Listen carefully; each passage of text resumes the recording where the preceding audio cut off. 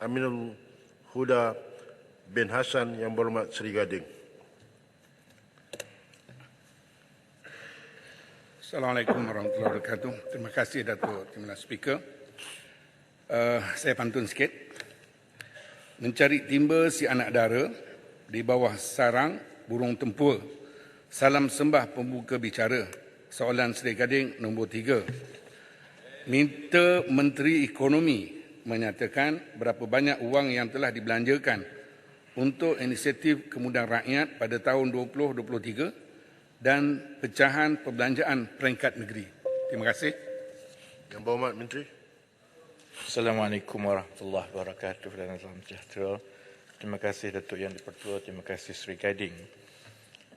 Inisiatif kemudahan rakyat diumumkan dan dilancarkan sekitar Jun 2023 dan bertujuan untuk mempercepatkan dan memudah cara pelaksanaan projek-projek kecil untuk kemudahan rakyat.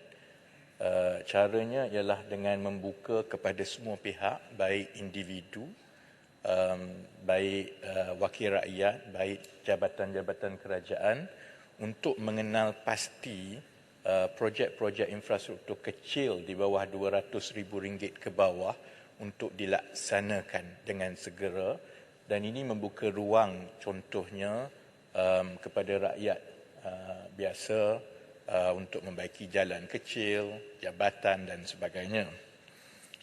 Sejak dilancarkan sehingga 22 November 2023, sebanyak 1,500 projek dari inisiatif kemudahan rakyat ini telah diluluskan secara prinsip di peringkat Kementerian Ekonomi, dan apabila telah diluluskan ini, maka kelulusan dan peruntukan ini diberikan kepada pelbagai agensi pelaksana seperti pihak berkuasa tempatan, pihak pembangunan koridor dan Perbadanan Kemajuan Ekonomi Negeri bagi tujuan pelaksanaan projek IKR. Kelulusan prinsip ini diberikan memandangkan permohonan projek yang diterima melalui aplikasi IKR yang dibuka kepada semua perlu disemak dan disahkan terlebih dahulu oleh agensi-agensi pelaksana yang dilantik itu. Prosesnya ialah pemohon akan memohon dan menyatakan di mana projek apa, tetapi kita tak tahu sebenarnya, takut dia nak buat jambatan depan rumah dia ke, maka perkara itu perlu disemak oleh agensi di bawah terlebih dahulu.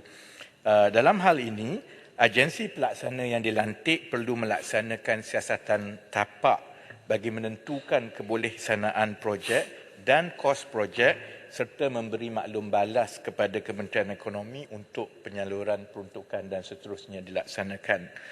Daripada 1,500 projek yang telah diluluskan secara prinsip di peringkat Kementerian Ekonomi daripada saringan awal, dalam tempoh 5 bulan sejak dilancarkan, 502 projek IKR telah dipersetujui dilaksanakan oleh pelbagai agensi dengan kos projek sebanyak RM76.3 juta. Kerana ia perlu diterima dan dipersetujui untuk dilaksanakan oleh agensi-agensi ini. Kalau saya boleh minta 2 minit lagi. Untuk baki projek-projek lain, ada lebih kurang 1,000 yang masih lagi menunggu maklum balas dan juga penerimaan daripada agensi pelaksana. Kementerian Ekonomi masih meneruskan tindakan susulan dengan pelbagai agensi pelaksana yang dilantik bagi mendapatkan maklum balas terkini bagi pelaksanaan baki-baki projek yang telah diluluskan secara prinsip berkenaan.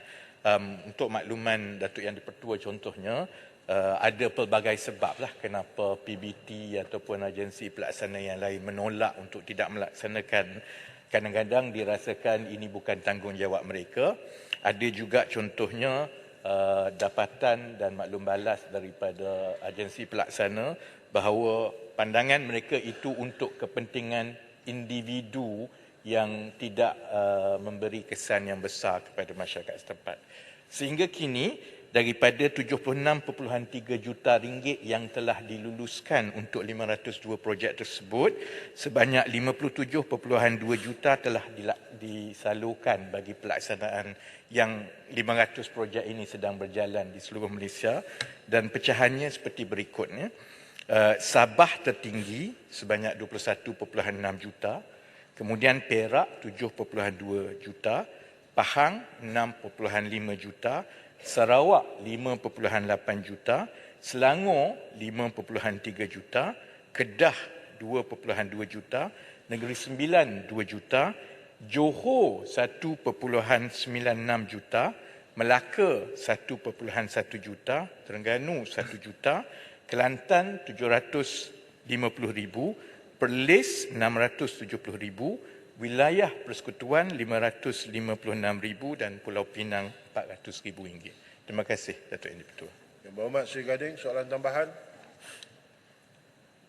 Terima kasih kepada Menteri yang telah menjawab dengan baik, dan pecahan yang telah diberikan nampaknya Johor sikit sangat tu. Cuma soalannya, mohon Menteri jelaskan apakah mekanisme penilaian kelulusan permohonan bagi inisiatif Kemudahan Rakyat ini bagi memastikan bahawa konsep ketulusan tata kelola sentiasa diangkat dalam melaksanakan inisiatif ini, dan bagaimanakah kerajaan akan memantau bahawa peruntukan yang diluluskan itu digunakan bertepatan dengan objektif inisiatif Kemudahan Rakyat. Yang pertama. Yang kedua, mohon perhatian Menteri nyatakan kebiasaannya berapa lamakah proses permohonan ini akan mengambil masa sehingga pemohon akan dapat respon mengenai permohonan mereka. Sebab saya cadangkan laman sesawang permohonan IKR boleh ditambah baik dengan meletakkan status terkini pemohon bagi memudahkan mereka. Hal kerana saya dapati laporan bahawa pemohon tidak mengetahui akan status terkini permohonan mereka setelah permohonan dihantar. Terima kasih. Silakan Yang Berhormat Menteri. Terima kasih, Datuk Yang di-Pertua dan Sri Gading. Dari segi mekanismenya seperti yang saya sebut tadi, ia menggunakan parameter-parameter yang sama untuk projek-projek kecil seperti yang telah pun ditetapkan mengikut kaedah-kaedah perolehan dan pengkelasan kerajaan. Maksudnya 200,000 ke bawah, dia mestilah mempunyai manfaat kepada komuniti, bukan individu, dan had itu adalah tertakluk kepada BQ yang boleh dilaksanakan dalam 200,000 lah, dan ia akan dipohon oleh pemohon, baik wakil rakyat ke ataupun rakyat ataupun jabatan kerajaan, dan di peringkat Kementerian Ekonomi terlebih dahulu berdasarkan parameter dan syarat-syarat ini diberikan kelulusan secara prinsip, kemudian dihantar kepada agensi-agensi pelaksana. Yang ini Sri Gading yang saya ingat menimbulkan soalan yang Sri Gading bagi tadi, kerana kami perlu dapatkan beberapa kepastian dan pengesahan daripada agensi pelaksana terlebih dahulu.